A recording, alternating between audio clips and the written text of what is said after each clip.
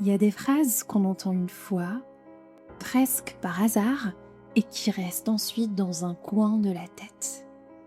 Pour moi, l'une de ces phrases, c'est « Dis ce que tu penses, mais ne dis pas tout ce que tu penses ».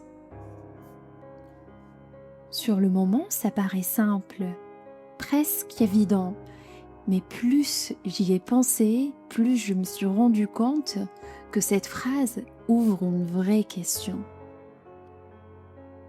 Qu'est-ce qu'on fait avec ce qu'on pense ? Parce qu'on parle beaucoup d'honnêteté. On dit souvent « moi je suis franc, moi je dis les choses, moi je dis la vérité ». Mais est-ce que dire la vérité, c'est forcément dire tout ce qu'on a dans la tête ? Est-ce que l'honnêteté, c'est vider son cerveau devant quelqu'un sans filtre ? Ou alors, est-ce que il y a une forme d'intelligence dans le fait de choisir ce qu'on dit, quand on le dit et comment on le dit ? C'est ça qui m'intéresse parce que ne pas tout dire, ça peut venir de plusieurs endroits. Ça peut venir de la peur de perdre quelqu'un, la peur de blesser une personne qu'on aime, la peur de faire mal, la peur de ne plus être aimé après avoir dit quelque chose, la peur d'être mal compris, ou même la peur de perdre sa place, son image, son prestige. Et dans certains cas, cette peur est humaine, elle est compréhensible. On ne peut pas faire comme si les mots ne coûtaient rien. Parfois, une phrase peut casser quelque chose. Une phrase peut rester dans la tête de quelqu'un pendant des années. Une phrase peut changer la manière dont une personne nous voit. Donc oui, parfois, on se tait par peur, mais parfois on se tait aussi par respect. Par respect pour la personne en face, par respect pour son effort, pour le moment, pour le lien qu'on a avec elle. Il y a des choses qu'on pourrait dire, mais qu'on choisit de ne pas dire parce qu'on sait qu'elles n'apporteront rien. Elles vont juste soulager notre ego pendant 2 secondes, puis laisser quelque chose de très lourd derrière. Et je crois que c'est là que la parole devient intéressante. Parce que parler, ce n'est pas seulement exprimer une idée. Parler, c'est aussi avoir un impact. La parole a un poids. Et je le répète parce que je pense que c'est très important. La parole a un poids. On peut faire semblant que ce ne sont que des mots. Mais ce n'est pas vrai. Les mots construisent. Les mots détruisent. Les mots rapprochent. Les mots éloignent. Les mots peuvent consoler quelqu'un. Et les mots peuvent aussi l'humilier. Donc la vraie question, ce n'est peut-être pas seulement est-ce que ce que je dis est vrai ? La vraie question, c'est aussi est-ce que ce que je vais dire est utile ? Est-ce que ça va apporter quelque chose ? Est-ce que c'est le bon moment ? Est-ce que je le dis pour aider l'autre ou juste pour me soulager moi ? Et là, on entre dans quelque chose de plus profond. Parce qu'on aime parler, on aime montrer qu'on existe, on aime montrer qu'on a compris, on aime avoir le dernier mot, on aime parfois briller à travers ce qu'on dit. Et c'est normal, c'est humain. Mais justement, être capable de retenir une phrase, pas par lâcheté, mais par maîtrise, c'est une force. S'abstenir, ce n'est pas toujours être faible. Parfois, s'abstenir, c'est être plus fort que son propre ego. C'est se dire « oui, je pourrais dire ça. Oui, j'ai envie de le dire. Oui, peut-être même que j'ai raison. » Mais est-ce que c'est nécessaire ? Et je trouve que cette question est très puissante, parce qu'il y a des vérités qui sont vraies, mais inutiles.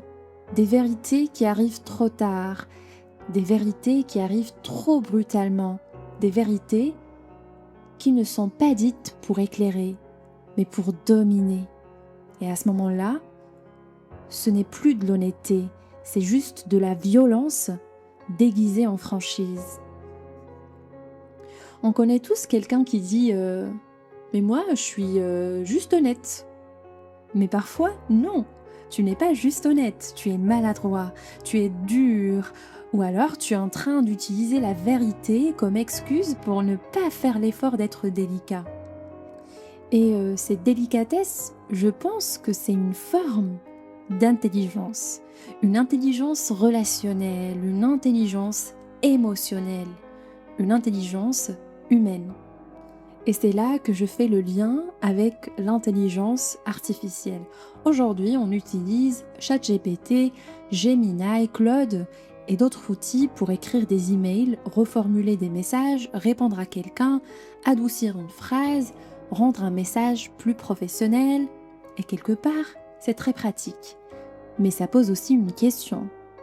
Plus on délègue notre manière de parler à des outils, plus on risque peut-être de perdre cette petite gymnastique intérieure qui nous pousse à réfléchir avant de parler. Avant, on devait faire l'effort nous-mêmes. On devait se demander comment je dis ça sans blesser, comment je peux être claire sans être brutale, comment je peux être honnête sans être méchant. Et cet effort-là, à force de le faire, il nous construisait. Il construisait notre intelligence émotionnelle, notre capacité à lire les situations, à sentir les gens, à comprendre les silences et à mesurer les mots. Mais si demain, à chaque fois qu'on doit dire quelque chose de délicat, on demande simplement à une AI de le formuler pour nous, est-ce qu'on apprend encore vraiment à parler aux autres ? Je ne sais pas. Peut-être que oui, peut-être que l'IA va nous aider à devenir meilleurs, peut-être qu'elle va nous montrer des formulations plus justes, plus calmes ou plus respectueuses. Peut-être qu'elle va démocratiser une forme d'intelligence émotionnelle, mais peut-être aussi qu'elle va nous rendre paresseux. Et c'est pour ça que je pense qu'il faut continuer à faire ce travail humain. Réfléchir, observer, écouter, s'entourer de gens intelligents, apprendre de leur manière de parler, de se taire, de répondre, de gérer les tensions, parce que l'IA peut nous aider, mais elle ne doit pas remplacer notre conscience. Elle peut être une assistante, pas le livrable final de notre humanité. Et au fond, peut-être que c'est ça la vraie idée. Dire ce qu'on pense, oui, mais ne pas dire tout ce qu'on pense. Pas par manipulation, pas par hypocrisie, pas par peur de vivre, mais parce qu'on comprend que les mots ont un poids, parce qu'on comprend que tout ce qui est vrai n'est pas forcément bon à dire, parce qu'on comprend que parler, c'est aussi prendre soin de ce qu'il y a entre nous et les autres.